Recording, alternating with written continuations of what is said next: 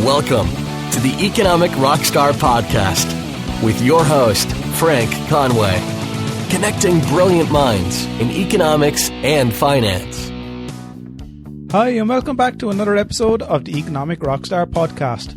We are now on episode 146, and I am so honoured to have Professor David Kyle Johnson join me today. David Kyle Johnson is Associate Professor of Philosophy at King's College in Wilkes-Barre, Pennsylvania. He earned a master's degree and doctorate in philosophy from the University of Oklahoma. At Oklahoma, he won the coveted Kenneth Merrill Graduate Teaching Award, and in 2011, the American Philosophical Association's Committee on Public Philosophy gave him an award for his ability to make philosophy accessible to the general public. Professor Johnson regularly teaches classes on metaphysics, philosophy of religion, philosophy of mind and logic, as well as courses on critical thinking and scientific reasoning. He has published papers on human freedom, the problem of natural evil, the multiverse, the existence of souls, and many related topics in such journals as Religious Studies, Sophia, Philosophy and Literature, and Think. He also maintains 2 blogs for Psychology Today. Professor Johnson also publishes on the intersection of pop culture and philosophy. He has written numerous articles that explore the relationship between philosophical questions and such pop culture phenomena as The Hobbit, Doctor Who, Batman, South Park, Johnny Cash, Quentin Tarantino, and Christmas. He currently has 3 books: Inception and Philosophy, Introducing Philosophy Through Pop Culture from Socrates to South Park, Hume to House, as well as Heroes and Philosophy. Buy the book, save the world. I first heard of Professor Johnson through a listener of the show, Pat Holt, and I'd like to thank him for suggesting I get him on the show. And when I explored some of his work, I came across a number of courses that he provides through the Great Courses website.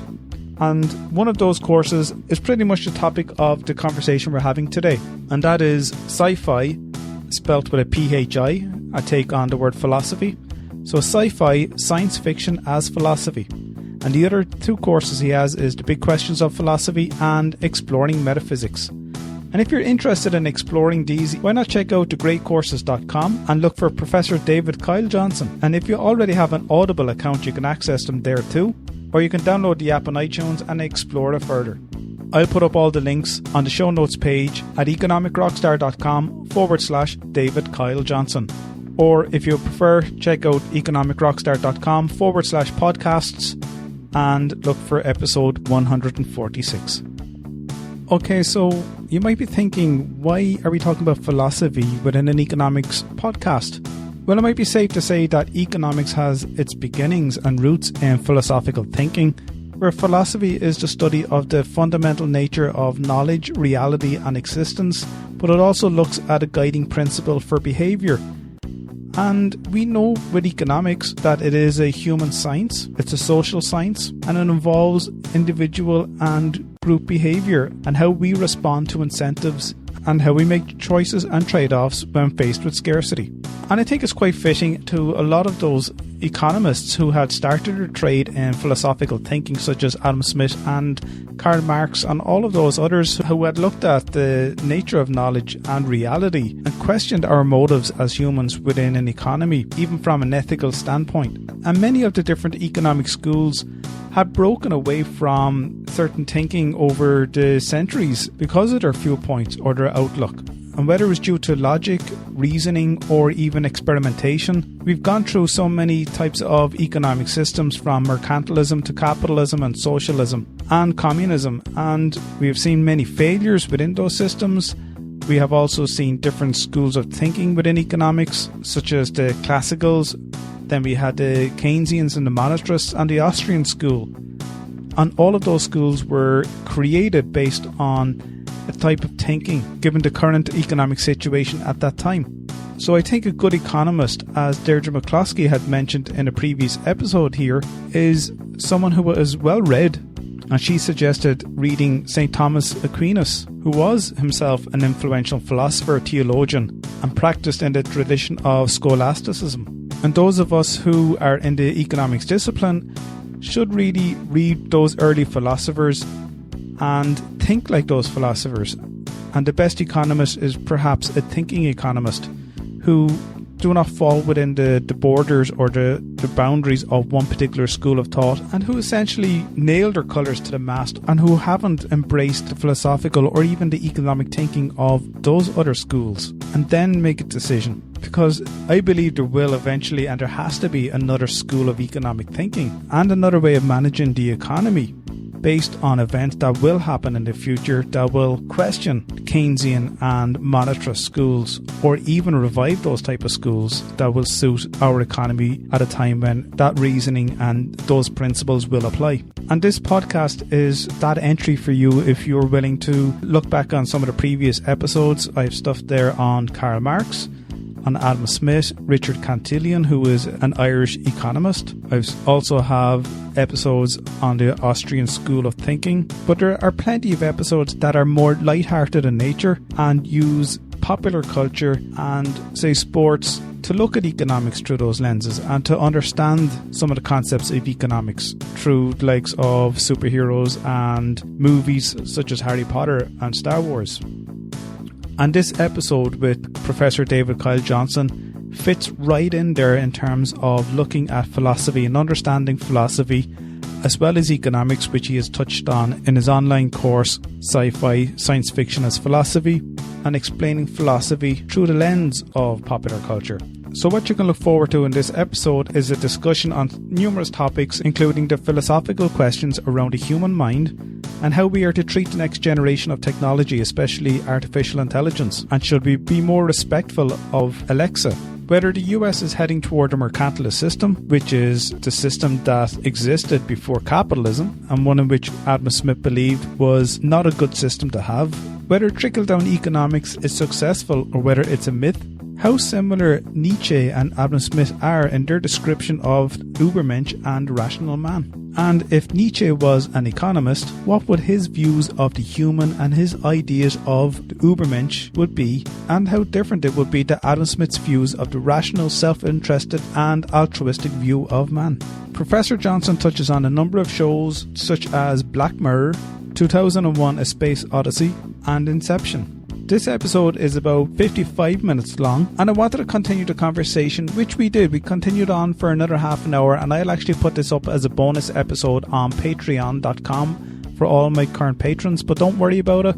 I will actually release this in a few weeks' time, so you won't miss out on it. And what we'll do in this next episode is talk about economics within the movie Soylent Green. I personally haven't watched it yet, so I'm going to watch it in the meantime before I actually get to release it, and we might add to that episode when I get to release it. So check out all the links, books and resources mentioned in my conversation with Professor Johnson over at economicrockstar.com/David Kyle Johnson. And by the way, Professor Johnson prefers to be referred to as Kyle in this interview. So just in case you're confused why I don't refer to him as David, he uses this more from an academic point of view, and given the relaxed nature of this conversation, he preferred to go with Kyle. So sharing is caring. If you know somebody who would love to hear this interview, why not download the episode and email it to them as a gift? They might like to see it in their inbox. Text them a message. If you're not on Apple Podcasts, check it out on Spotify or go to the website economicrockstar.com and you can download or stream. And if you're listening on Apple Podcasts, please leave an honest rating and a review. And if you want to support the show for as little as $1 per month, why not check out patreon.com/economicrockstar, and you can check out all the levels that are available and choose one that suits you best. And you can cancel at any time. There's no obligation to stay. These episodes will always be free, and it's just sometimes we'll put up some content in advance of the general release. So thank you so much again for pressing play and listening to this Economic Rockstar podcast. And if you're on Twitter, why not send a picture of yourself listening to the podcast in your favourite spot using the Twitter handle at econ_rockstar. So enjoy this episode with Kyle Johnson. And thanks for listening. This is taking us to a pre-capitalist, mercantilistic kind of system, right? It's so ironic that you would expect Republican right-wing GOP Trump supporters to be capitalism is the best, and capitalism is not what Trump is doing. He is taking us back to not communism, mercantilism, the thing that capitalism was introduced to countervent. It would seem to me that Nietzsche would like Smith in that he would see that capitalism is this economic system where someone can work specifically for their own benefit and try to enrich themselves, right? And it could allow for the appearance of someone like the Übermensch who has that kind of power, but then ultimately that power is used for the betterment of society, right? And notice how that aligns very nicely with Smith saying that allowing everyone to, work for their own benefit ends up working to the benefit of all and actually makes all of our lives better. And that's what Nietzsche thought the Übermensch was supposed to do, was essentially better humanity. Hi, Frank. Hi, Kyle. How are you doing? Kyle, I've explored recently some of your work that you actually do on the great courses, and it's something that I would have touched on in previous episodes with other guests, and it's more to do with popular culture, looking at science fiction and the use of economics that they have spotted within movies or within, I say mostly movies or television series. Mm-hmm. But you put a spin on it and you play on the word sci-fi, and phi being PHI because you have a philosophical background. But you do still touch on the human element, which is both philosophy and economics. So there are parallels or even connections there between the two disciplines. And I'd love to explore a lot more about, or in it at a deep level, what we as economists are perhaps missing out on, or what we can learn from someone like you as a philosopher. Yeah, so a couple things to say in that regard. One, the name sci-fi with PHI standing for philosophy is not completely original. I did sort of steal it from a journal that no longer actually exists, but there was a journal called the Sci-Fi Journal with PHI as the phi part of it. And it was a science fiction and philosophy journal. And I've published there before. And it actually happened kind of accidentally where I was doing something for the journal and working on the course at the same time. And it just in correspondence with my content editors accidentally put sci-phi instead of a regular sci-fi, and they loved it. They were like, "Oh, that's great! That we should name the course that." And I was like, "Okay, let's do that." So I cleared it with the journal, and they were fine with it and stuff. So that's where the name came from. But I do like the title.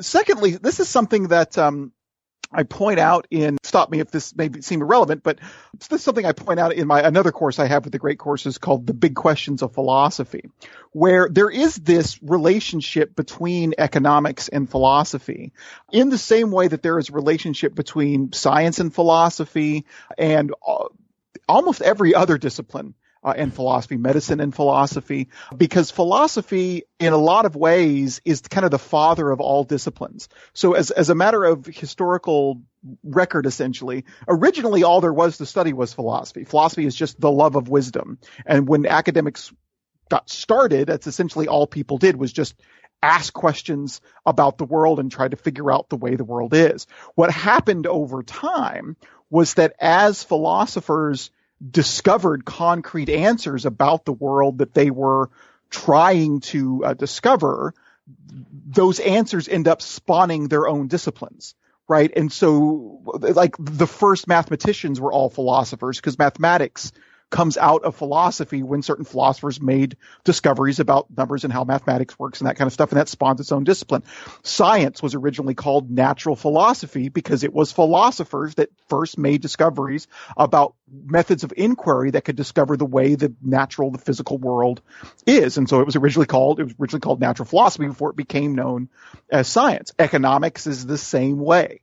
And this helps us understand the relationship between philosophy and other disciplines, but also helps us understand why philosophy kind of has this bad reputation as a discipline that never makes any progress. People think that philosophers just kind of been talking about the same kinds of things over 2,000 years. And that's not at all the case. Philosophy makes progress all the time. It's just that when it does so, the progress it makes is by answering certain questions that are so important that they spawn their own disciplines, and then they're no longer called philosophy, right? And so people forget that it was philosophers who made that progress and forget the relationship between philosophy. And then those who are still doing what is called philosophy, what they're dealing with is the questions that have not yet been answered, that once they are, will end up spawning their own discipline. And so again, philosophy gets this kind of bad reputation of not making any progress when tons of progress has been made in philosophy, and that progress ends up leading to new disciplines. I actually think that we're on the kind of cusp of something right now in philosophy. The relationship between philosophy of mind and neuroscience is very, very thin, and there's a lot of overlap between the two. And people who do really have into philosophy of mind understand a lot about neuroscience, and people who are doing neuroscience are often asking kinds of questions that are certainly relevant to questions we ask in philosophy of mind and that kind of stuff. And I mean, maybe I'm wrong about this, but I predict that one day philosophy of mind might, no longer be a term, and we'll just be doing neuroscience or neurophysiology or whatever, but it'll all kind of collapse into that, but they'll still be doing philosophy of mind. It'll just be, it'll just have a different name. So, but anyway, that's how I see the relationship between philosophy and all other academic disciplines, including economics. But even you said that people give it a bad rap in terms of there's no progress. But when we have technological progress like artificial intelligence, the whole philosophical debate has just exploded recently about how do we treat a robot in terms of its mind developing, through these artificial intelligence or any simulations. And there is this philosophical question regarding the progress of technology through artificial intelligence. Oh, absolutely, right. So it's all a feedback loop, right? So philosophy will end up leading to these new disciplines, but then the new disciplines will themselves raise more philosophical questions, right? So a decent example of this is quantum mechanics, right? Philosophy creates science, science eventually discovers quantum mechanics, and then quantum mechanics raises certain philosophical questions, certainly about how you interpret quantum mechanics and that kind of stuff. The same is true with, philosophy invents science, science allows for the development of technology like artificial intelligence, and then that raises more philosophical questions, like you point out, like about how we should treat artificial intelligence. And I don't think that we're to the point now where we have deep ethical questions about how we treat the artificial intelligence that actually exists in the world today. In other words, the artificial intelligence is not quite developed enough in order for us to legitimately be asking ethical questions about how we should treat it, but we're right on the cusp. In fact, and maybe I'm actually this a little bit, maybe I'm overstating it a bit, because just the other day I heard a story about how there was problems. I wish I had the article right on me, but essentially there were worries raised about how children were treating their Alexa programs, right? Like you have the little Alexa, Amazon, discs or whatever you call these little pieces of artificial intelligence you put in your home, and you can tell, Alexa, play the Imperial March, Alexa, look up this, Alexa, you can make an appointment for me, and that kind of stuff. And children were treating them rude. Children were yelling at them and saying nasty things to them or playing tricks on them or whatever. And there were parents that were concerned, right? Now, I don't think they were concerned about the parents harming Alexa's feelings, but you could see concern about what is teaching, what kind of effect could this have on the children to think that they can treat something, even if it's not conscious, they treat something like this. Will they get bad habits if they treat Alexa like this? Will they also treat their friends like this? Because Alexa does react in some ways like a human, not entirely like a human. It doesn't pass something called the Turing test, which we can talk about if you'd like. But it might have a negative effect on them, right? So there are these questions about, like, there's legitimate questions about once we develop artificial intelligence that acts in ways that are indistinguishable from us, should we treat it as conscious, whether it's conscious? Should we treat it as minded? And that's definitely, I spend 2 lectures on that in the sci-fi of science fictionist philosophy course. But then there's also questions about how that affects us. What is the way that we treat artificial intelligence? What does that say about us? How can it affect us and our attitudes in that way? And then just as a little side tangential note, it's not only artificial intelligence that can raise these kinds of philosophical questions. Another piece of science fiction, which I spend some time on in the course, but I'm also editing a book on this right now, is a British show called Black Mirror. Do you know, are you familiar with Black Mirror? I'm not, no. Oh, okay. So you've got to check out Black Mirror. So Black Mirror is this beautiful television show that it's like the old Twilight Zone in that each episode is its own individual story. You don't have to keep up with it. You don't have to watch it from the beginning. You can just watch one episode and fully understand it because each episode's a new set of characters and that kind of stuff. But the thread that all the episodes kind of have in common is technology. And they raise serious questions about how the advancement of technology and certain advances of technology will affect us and society. So, for example, in one episode, a young wife loses her new husband, and then she's actually able to bring him back through technology. Essentially, his social media presence is able to be harvested. They're able to understand what his personality is from his social media presence, and then put that into initially a chatbot program, and then essentially into an android at some point, right? And so she's able to get her husband back, and how that affects her and how she treats him is a very, very interesting commentary on human psychology and whether you should ever want to do such a thing.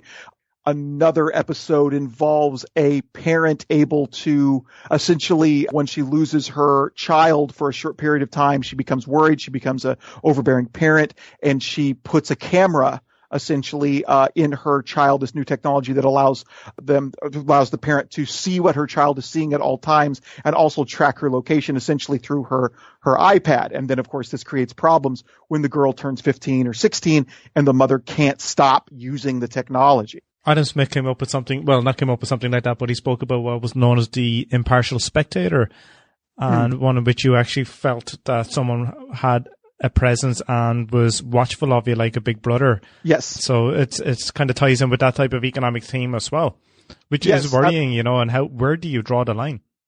Yes, absolutely. And so there are very kind of big brother kind of like concerns raised in Black Mirror. And then, of course, I talk about 1984 in the course. And so it's not only artificial intelligence, but all different kinds of technologies raise these kind of philosophical worries about a panopticon-like existence, right? If everybody's always monitoring you, or if we're all monitoring each other, right? Like what I think is an interesting lecture in the course, I talk about 1984, this episode of Black Mirror. There's another episode of Black Mirror that's called Nosedive, where everyone is ranked according to social status, and you rank interactions with people in the real world, and everyone has access to different aspects of society based on their social ranking, right? And so it was commentary on kind of unstated social rankings, but also something that you could eventually see happening in the real world.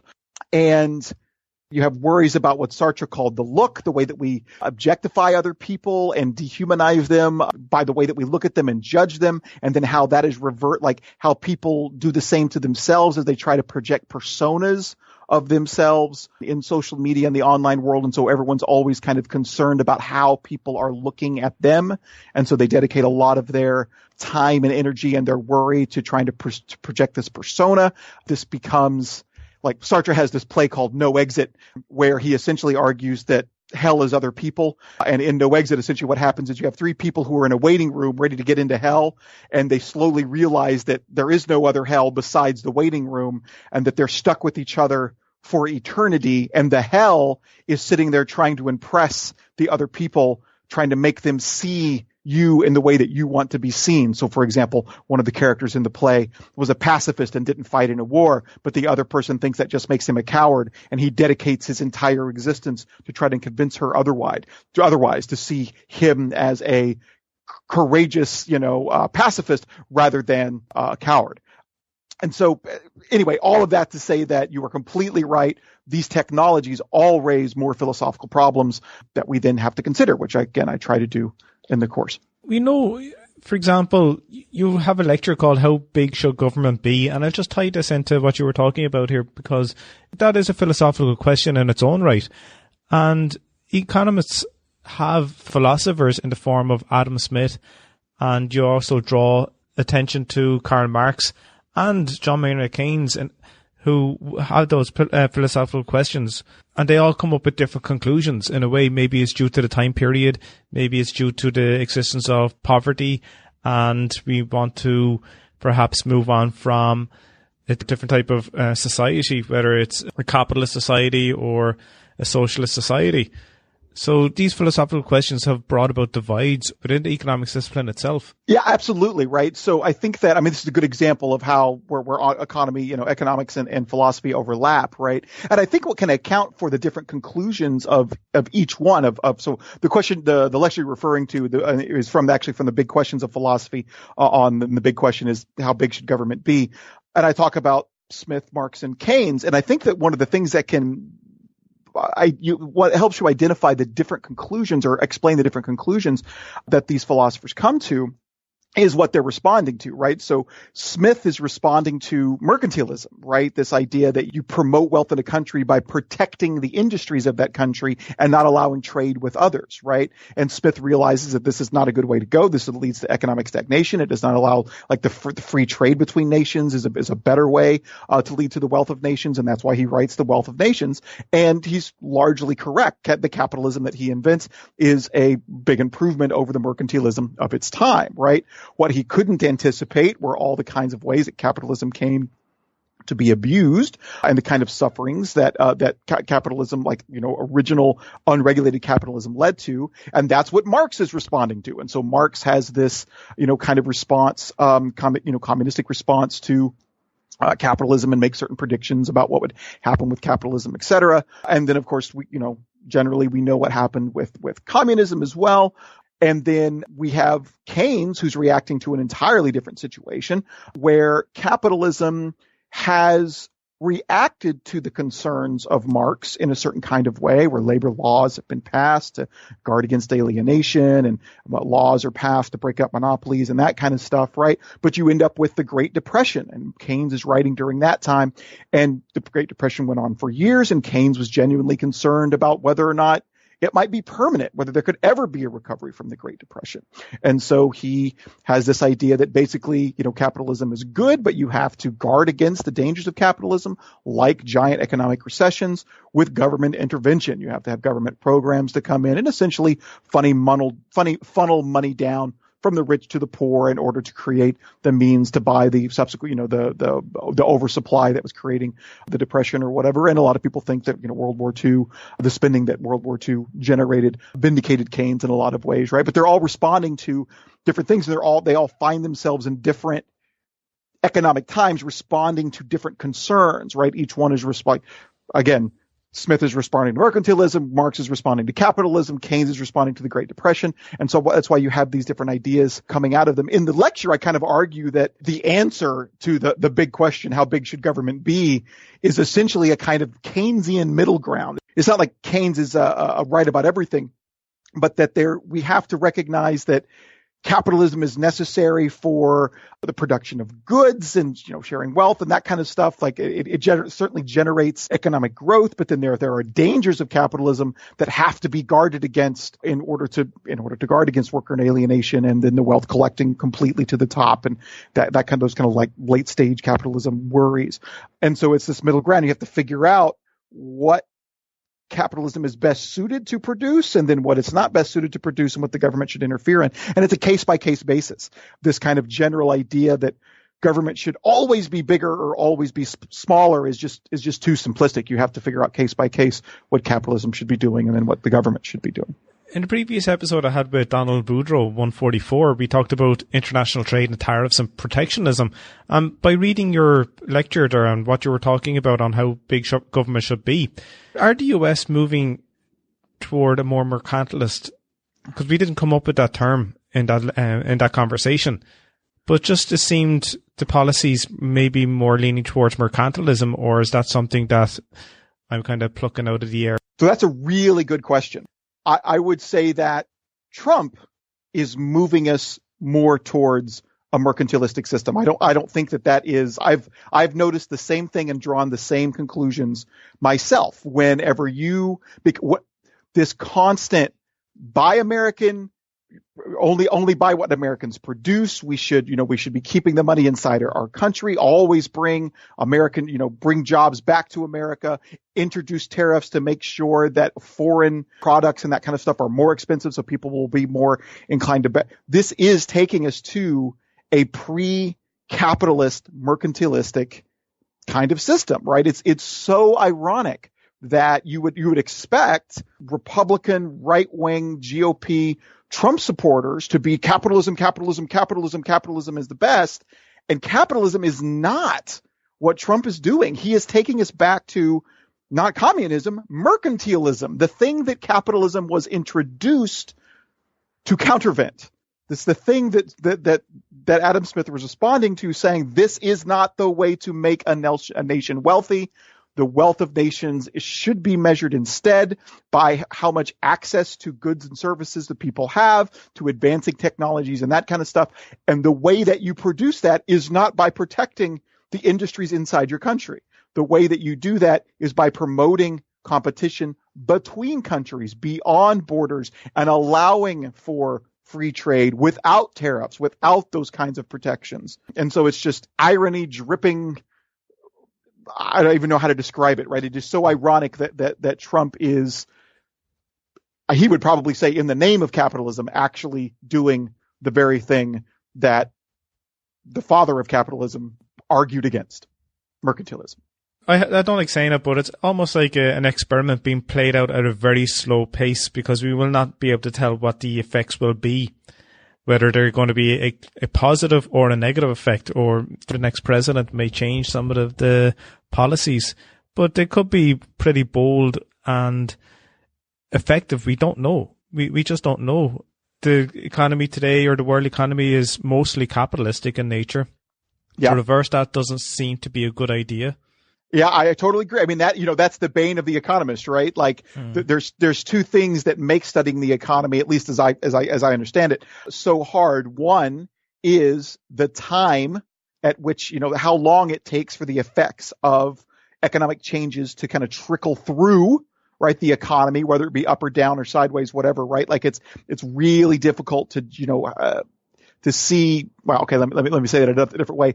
Two problems. One is how long it takes economic effects to really come to full fruition, right? So that you have to look way down the road. And then secondly, partly because it takes so long, it's hard to determine causation. Like all you can find, and this is true in a lot of different fields, right? But a lot of times all you can find is correlations, right?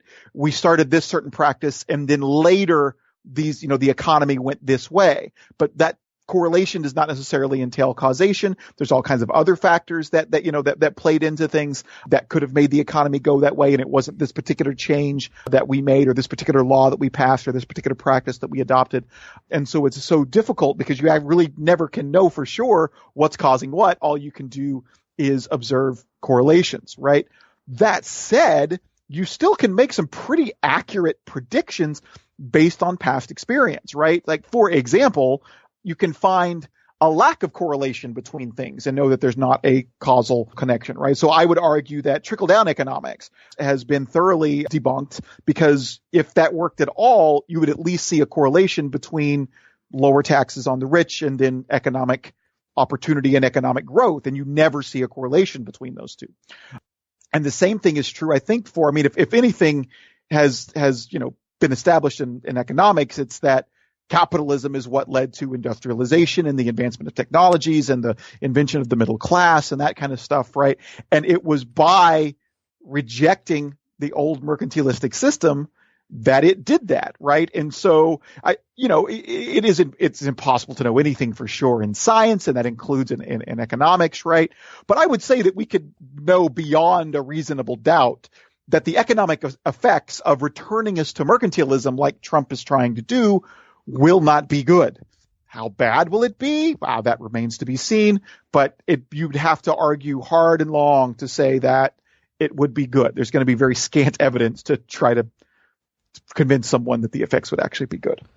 How fun is it for you in the position that you're in? Or is this just a natural thing that you have or grown up with in terms of loving popular culture and being able to find a way to channel your explanations of philosophy through these mediums? Yeah, so I often consider myself the luckiest man in the world. I do a lot of pop culture and philosophy, and I just recently signed on to be the editor of a new series with Palgrave Publishing on popular culture as philosophy. It is a lifelong kind of passion of mine, especially science fiction. And I now, my full-time job is to be a philosophy professor, and I get to teach classes on science fiction and pop culture. It is monumentally fun. I very much enjoy it. I'm afraid that one day it'll become so much my job I won't enjoy it anymore, which will be a sad day if I come to a day where I don't enjoy science fiction anymore. I don't think that's very likely. Would you claim to watch all Star Trek and Doctor Who episodes? I have watched, I can definitely claim to have watched every episode of Doctor Who that still exists. I made a concerted effort to do this, to find all of them that still exist and watch them. It took me 2.5 years. I did one episode a night for 2.5 years, all the way back to 1953 when it began, or 1953 when it began. And so I have watched every episode of Doctor Who. I sadly have not watched every episode of Star Trek. I know the original and Next Generation like the back of my hand. I've watched all of them multiple times. Those are my favorites. I've also watched every episode of Enterprise numerous times. I'm actually right now working on going through Deep Space Nine and Voyager. I've watched a lot of those, but I can't definitively say that I've actually seen every episode, but I'm actually working on that right now. But that said, when Great Courses, they pitched, like they contacted me. I'd worked for them before, obviously. They pitched, it's like, all right, let's start thinking about a new course. We've got a good consumer reaction on fantasy, like Lord of the Rings and that kind of stuff, and philosophy, or a science fiction and philosophy. And I like fantasy too. I've read Lord of the Rings and that kind of stuff. I know that, but not like sci-fi. And I basically, said out loud, I've been preparing for this moment my entire life since I was 6 years old. I have been preparing for this course. And so like everything I love kind of came together into this one course, the science fiction and philosophy course, because I have been a lifelong science fiction fan, but also kind of lifelong fan of philosophy, even before I knew what philosophy is. I actually tell this story in the course, but Mr. Spock from Star Trek actually made a significant impact on me and played a significant role in me becoming a philosopher because of his kind of philosophical outlook of logic and reason, in a specific episode where he is able to see through an illusion and know the way the world really is despite the way that it seems.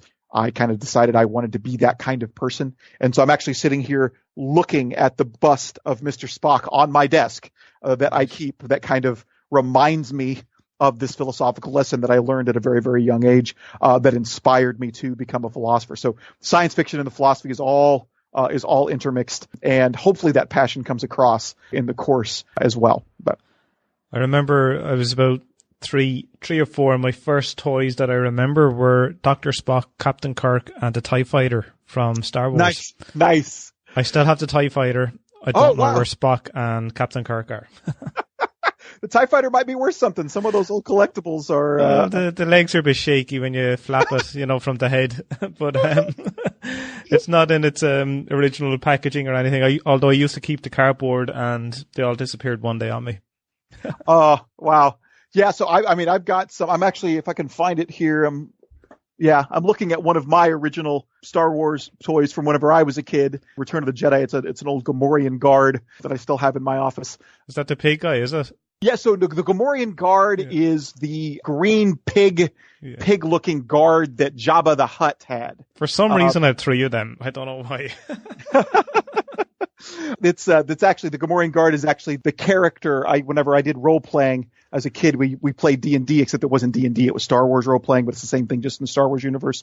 And the Gamorrean guard was the character I played. They're one of my favorite characters. They're very strong and very stupid. They're very, very fun to play in a role playing universe. But anyway.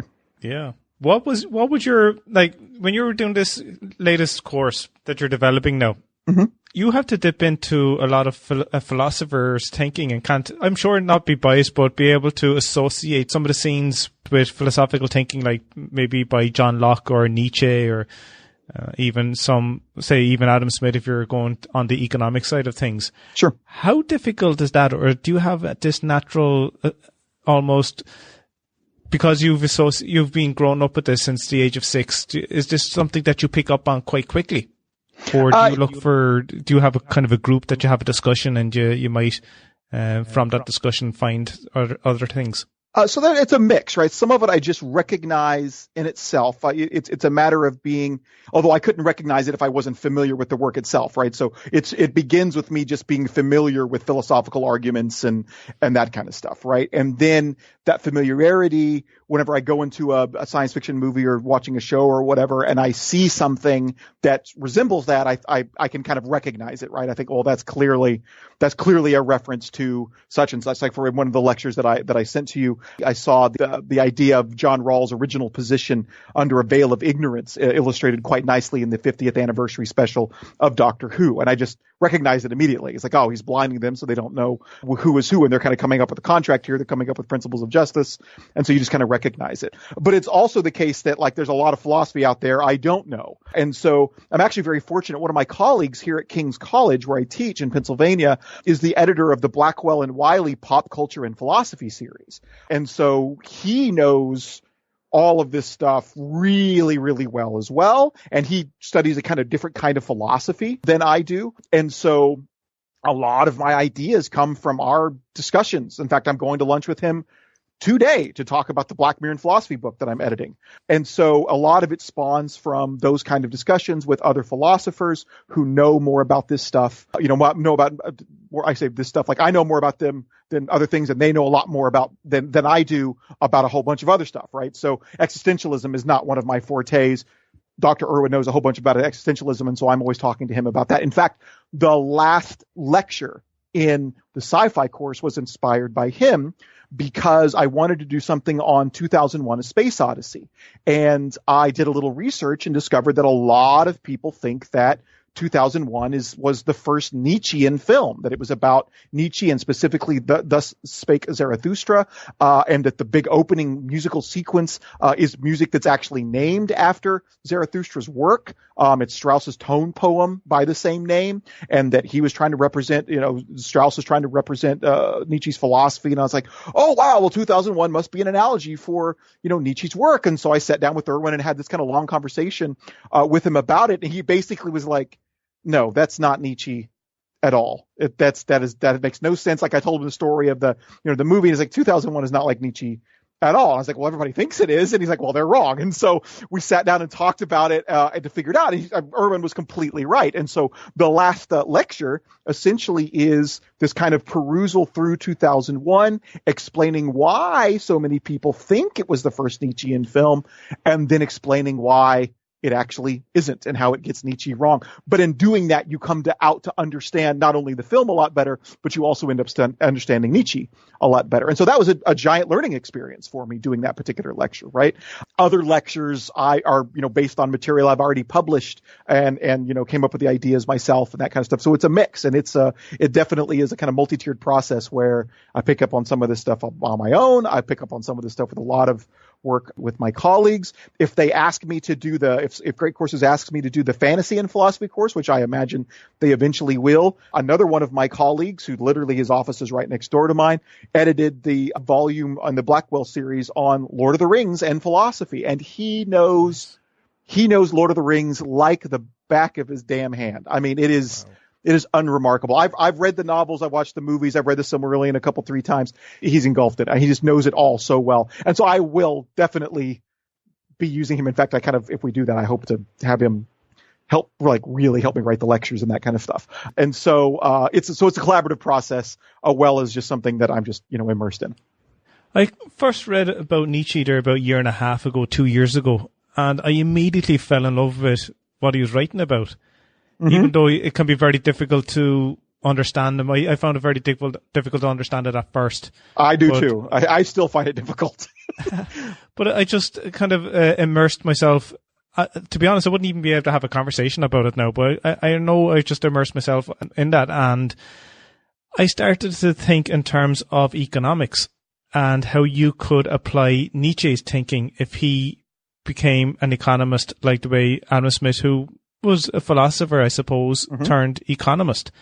And would they have similar, or would they have different outlooks in terms of how humans would play out in an economy, or how firms and people would interact with one another? Because Adam Smith was more so to do with a rational human who would have self-interest in terms of looking after themselves, and as you explained in your lecture, that would benefit everyone else. After that, everyone will move up together. Whereas Nietzsche look at nihilism and question the existence of, I suppose, a deity, and as a result of that, then there may not be any point in terms of existing. Right. So this is a very good question, because it sounds like you might have some misconceptions about Nietzsche, right? So, and again, I am not a Nietzsche scholar at all, and so feel free to correct me on some of this, but I'm pretty confident, at least in this. Most experts on Nietzsche agree that he was not a nihilist. He says a lot of things that make you think he is a nihilist, but if you look at his overall philosophy and what he's doing, nihilism actually scared him, right? So his pronouncement that God was dead was not a pronouncement that God did not exist. Now, Nietzsche was an atheist, but what he meant by saying that God was dead was that the idea of God was no longer relevant. It could no longer be used to explain the world, because academically it was becoming to be academically a kind of vacuous kind of explanation. Academics certainly did not use that kind of explanation anymore. The people did. The people still use that and still do use that as an explanation. But Nietzsche actually at one point said that the news of the death of God had not reached most people, had not reached the populace, right? But in the academic world, God was no longer useful as an explanation for such things. And this included it not being useful for explanation of moral facts. And so this is where a lot of people think that Nietzsche was a nihilist, is that he thought that, well, if God's dead, God can't be around to be the truth maker essentially for moral facts. And so there is no right and wrong, and that he essentially is a nihilist in that way. But Nietzsche ultimately rejects this idea. And again, it terrifies him. He thinks that if there is no right and wrong, then people can just behave in whatever way that they want to. And he found this terrifying. And so he actually found the idea of the death of God, especially in regards to ethics, terrifying. But then he says the solution essentially is to embrace a new kind of morality, to reject what he called the slave morality of the church that champion things like oppression, that champion things like being like pacifism, that champion things like achievement, and to embrace a new kind of morality that he called the master morality that championed achievement, that praised people who had power, that praised power and the ability to have power and to impose your will on others. And then in Zarathustra, he looks forward to the appearance of what he called the Übermensch, right? The overman, the superman.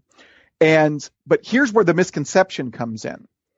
What the Übermensch, so there's another lecture I have in the course where I talk about Star Wars, and I explore I don't explore it exactly in these terms, although I have another place where I do this a bit. Explore the idea of the Emperor from Star Wars as the Übermensch, right? And there's a lot of similarities between the Emperor and like Zarathustra in Nietzsche's Zarathustra, where they essentially recognize that good and evil is just merely a point of view, or what you see as good and evil is merely a result of your point of view. And Nietzsche definitely thought that what you view as good as evil is a result of your culture and upbringing and that kind of stuff. So if you're brought up in the church, you'll embrace the slave morality that'd be your view of good and evil, and that people want to impose their will on others. And he thought the emperor thought this was true of even the Jedi, and that the way to Nietzsche was not a fan of democracy either, because Nietzsche thought that democracy essentially disposed it stole power from the true achievers who the Übermensch would be, and puts it among the populace, or he thought the Übermensch should have the kind of power to change society. And certainly the emperor is not a big fan of democracy, and that's why he takes over and makes the republic an empire and that kind of stuff, right? But here's the thing. The emperor fails to be a Nietzschean Übermensch because he ultimately does not have the right goals. For Nietzsche, when the Übermensch is developed, he uses his drive and his will to power and his superior abilities to improve himself, to master his own desires and to master his own will, and then ultimately to improve society as a whole, to improve humanity, not just himself. And that's where the emperor goes wrong. The emperor uses his power to kill and destroy and to, make life more miserable for people. A better example, and this is where we get back to Smith, a better example of what, and not a perfect example, but a better example of what Nietzsche had in mind in regards to the Übermensch would be like Bill Gates and Elon Musk, who have amassed this massive amount of wealth, right, and power in society, but then pay it back, right? Like Bill Gates has all of these charitable endeavors that he does to try to eradicate disease and that kind of stuff, right? And Elon Musk is doing this kind of stuff where he's trying to further humanity by, doing the space exploration and developing the rockets to enable us to explore space and to travel to space and that kind of stuff, right? And they're trying to use the power that they have amassed for the betterment of society, right? So again, a Nietzsche scholar would be able to tell you better about the kind of economic outlook of Nietzsche, but it would seem to me that Nietzsche would like Smith in that he would see that capitalism is this economic system where someone can work specifically for their own benefit and try to enrich themselves, right? And it could allow for the appearance of someone like the Übermensch who has that kind of power, but then ultimately that power is used for the betterment of society, right? And notice how that aligns very nicely with Smith saying that allowing everyone to, work for their own benefit ends up working to the benefit of all and actually makes all of our lives better. And that's what Nietzsche thought the Übermensch was supposed to do, was essentially better humanity. Again, they have more power than everyone else, but then they end up using that power for the betterment of all. Hopefully that was helpful. That was fantastic. Yeah. Really nice linking that up as well. Right. And so this is why 2000, I'm kept giving away a little bit. This is why 2001 isn't a very Nietzschean film, because the film is essentially about the next evolutionary step of man. And people think that I don't know how well you know 2001, but the weird space baby, the star child in 2001, they think that's supposed to be the Übermensch, and that is not at all what Nietzsche was talking about. He was not talking about the next step of evolution, in humanity's evolutionary development. That's not at all what Nietzsche was about. But anyway, these courses, I'm looking at them right now. There are 24 lectures in all, about 34 minutes in each. So you're talking maybe under 800 minutes total. And right now, on thegreatcourses.com, if you look up sci-fi, science fiction as philosophy, there's an offer on at the moment. I don't know if you're aware of that the courses for video download is reduced from $235 down to $60, $59.95. Yep. So I'd recommend people to check it out, because this is something that is quite a niche market in terms of, it's not only for people who were into sci-fi and that, but it just opens up a new lens in which you can actually understand philosophical thinking through these movies. And what the enjoyment I personally think is that you can actually sit down, read the book or watch the movie and relate the video then as a 34-minute pre or post analysis of what you've just watched or read. Yeah, so let me say a little bit about different ways that you can access the course here. So that is true right now. It is on sale for a pretty good price, and they're not just marking it up. That $200 some dollar, whatever, is not just a markup to make the sale look good. At a certain point, the course will go up in price and will be that expensive. That said, they do sales every now and again. They'll knock the price down and stuff like that. But when a course first comes out is the best time to get it, because that is when it will be the cheapest. You can buy it on DVD, I think, right now for like $80. You can get the CD version for a little bit cheaper, and then you can stream it for an even cheaper price.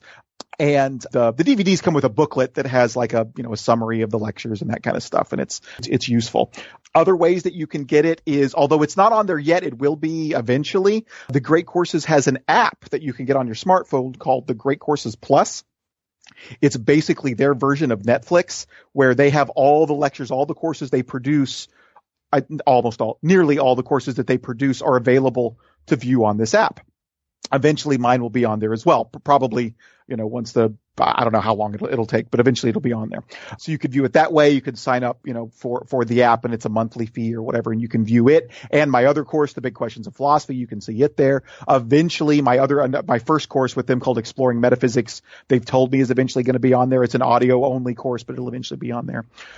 You can also find it on iTunes, I believe, although that's not a main medium that people usually go through. A lot of people find it on Audible. So Great Courses has a deal with Audible where most of their courses are available as audiobooks that you can listen to on Audible. And so that's a pretty good way to do it. You don't get the booklet with that. And I'm going to give away a little bit here.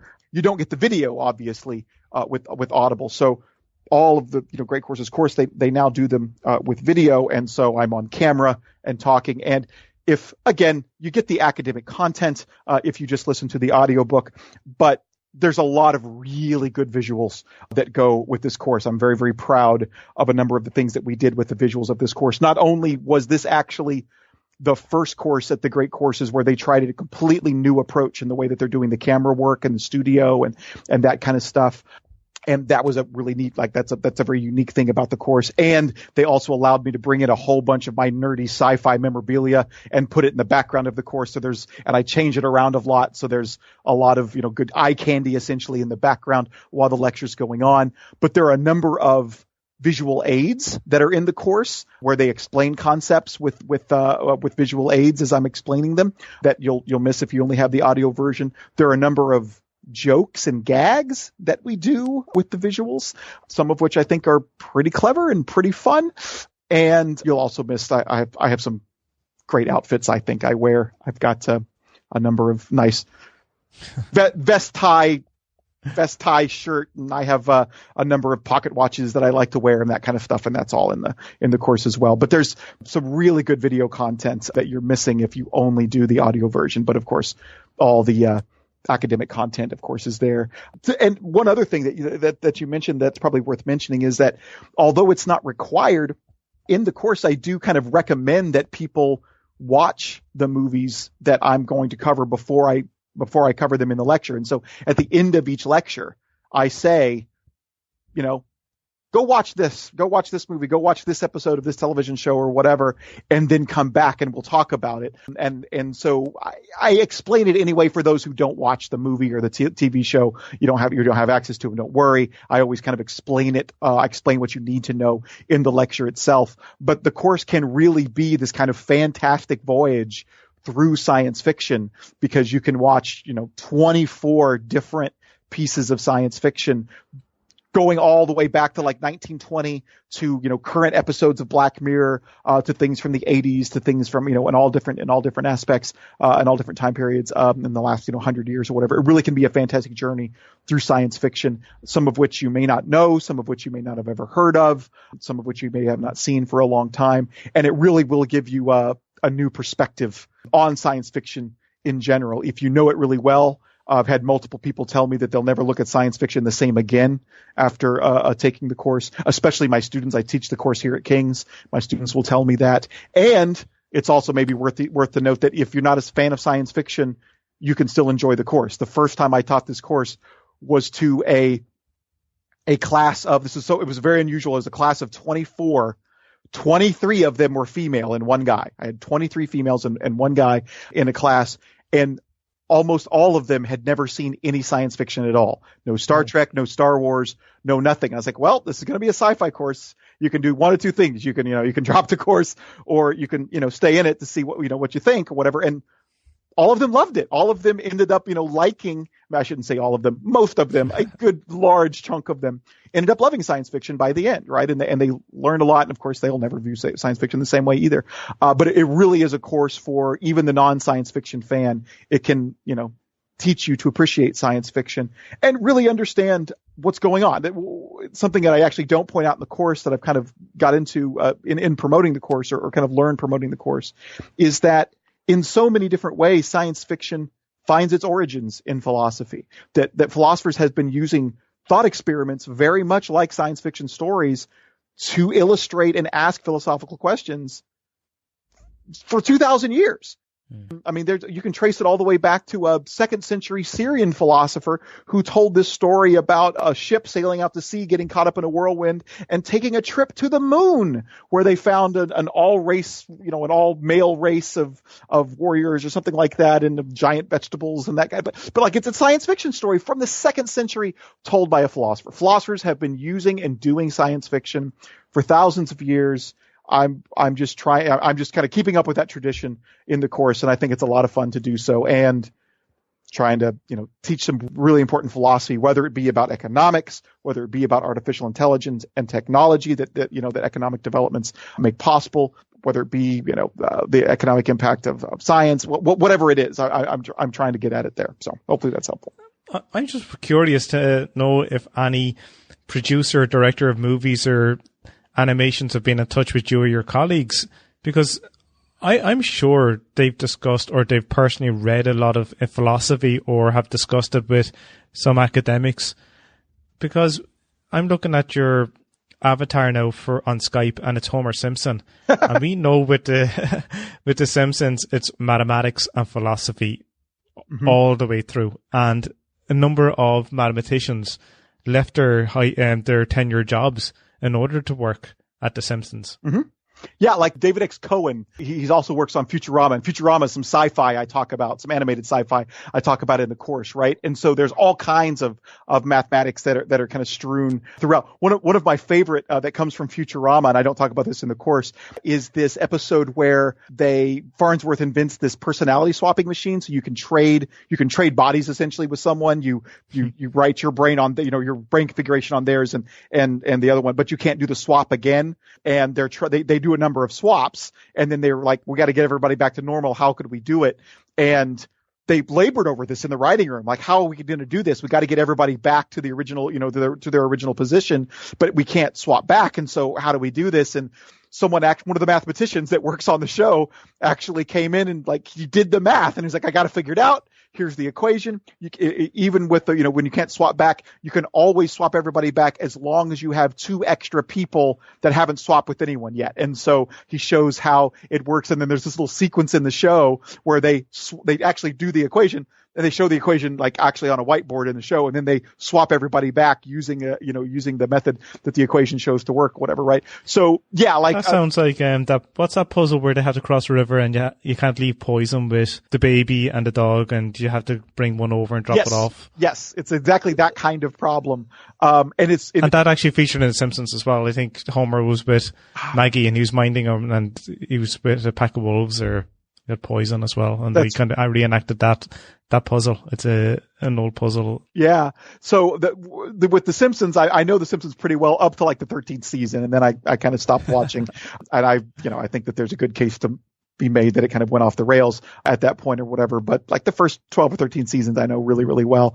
Although The Simpsons and Philosophy book was published before I had my PhD, so I do not have a chapter in that book. But it was highly influential to me as well. And to your question of whether or not anyone's ever reached out to me, I never have personally spoke with anyone on this. I can tell they're reading philosophy by the work that they do.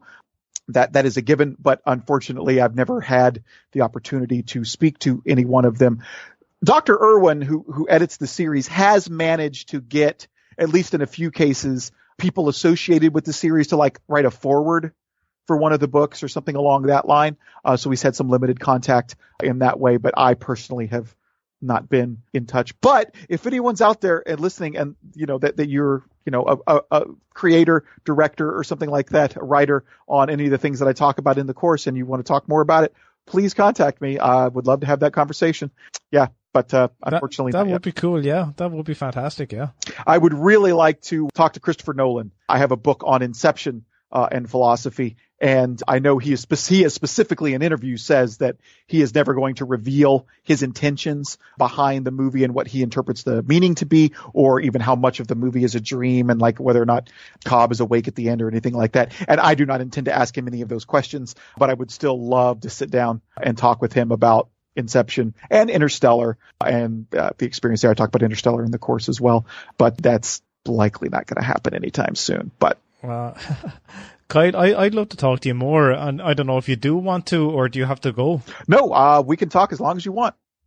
Oh yeah, it's just there's one thing that I'm looking at your courses, and I don't know if you want me to explore any one of those lectures, or if you prefer to leave it as it is and talk about something else. No, well, we'll talk about whatever you want, man. I have the only thing I have is an eye doctor's appointment at in an hour and a half.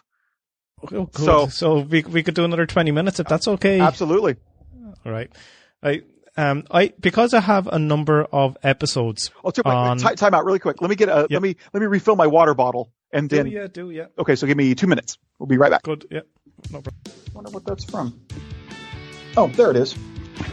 Sorry, 1 second. Something fell off my headphones here. All right.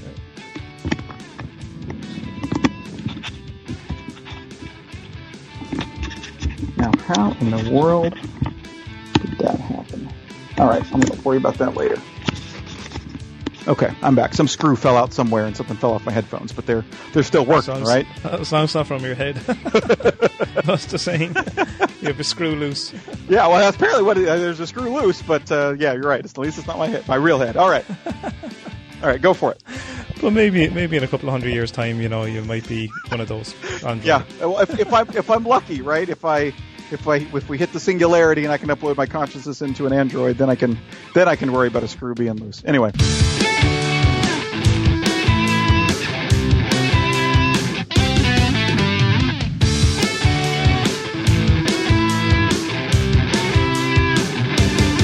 Economic Rockstar is a free podcast that does not exclude anyone from listening as long as they have a device to listen, download, or stream. I have many listeners from all parts of the world, and I truly am pleased to know that the Economic Rockstar podcast unites all of you through the common theme of economics. I strive to commit to releasing an episode each week and aim to develop Economic Rockstar into much more than just a podcast. Patreon is a platform that gives you, the listener of the Economic Rockstar podcast, the opportunity to express your appreciation of the show by committing a financial reward for as little as $1 a month. Patreon allows me, the creator of the Economic Rockstar podcast, to be rewarded and paid by you so I can continue with the running costs of the show and to reinvest and expand the podcast into other platforms or mediums in the future. To find out more on how you can help the Economic Rockstar podcast and have your name added to the supporters list on my website, please check out my Patreon page at patreon.com/Economic Rockstar or visit the supporters page on the Economic Rockstar website. If you enjoyed this podcast, why not leave some feedback or comments on the show notes page on economicrockstar.com, where you can also sign up and be a member of the Economic Rockstar community. If you're listening to this episode on iTunes or Stitcher Radio, I would love to have some feedback and for you to leave an honest rating and review, as this will help with the rankings of the show so that more people can find it. If you're listening on the website economicrockstar.com, make sure you check out the back catalogue of all previous episodes and interviews with some amazing professors and authors at economicrockstar.com/podcasts. Thanks for listening, and I really appreciate your loyal support. I know how much you love audio, so why not get a free audiobook with Economic Rockstar today? I've teamed up with audiobooks.com to bring you this amazing offer. Visit audiobooks.com/rockstar to download your free audiobook now.